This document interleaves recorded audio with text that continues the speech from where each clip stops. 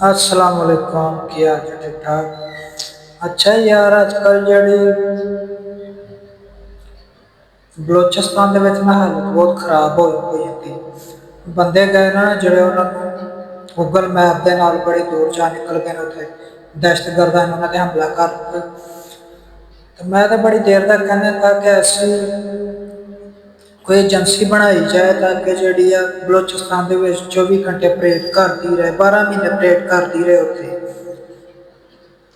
ताकि तो पूरे बलोचिस्तान में एक बार छाणिया जाए, गली गली चप्पा चप्पा उसे चेक किया जाए, चेक करके ऑपरेशन किए जान, ताकि जिते जिते भी दहशतगर्द है उते उते फिर उन्होंने इलाज किया जाए।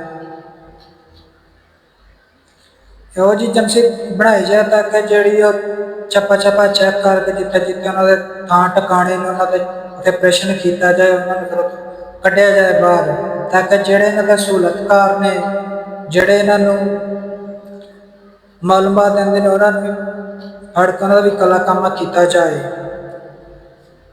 ताकि पंजाब च जाने वाले, सिंध च जाने वाले बलोचिस्तान वो भी महफूज रहन, बलोचिस्तान के अवाम भी रहने वाली उत्थे दे रहशी महफूज रहन, ताकि इस बारे कोई हुकूमत कोई सोचे तो फिर ताकि जी भी एजेंसी बनेगी वह काम सिर्फ यो ही हो, ताकि जो बलोचिस्तान के पूरे बलोचिस्तान एक बार छाणिया जाए।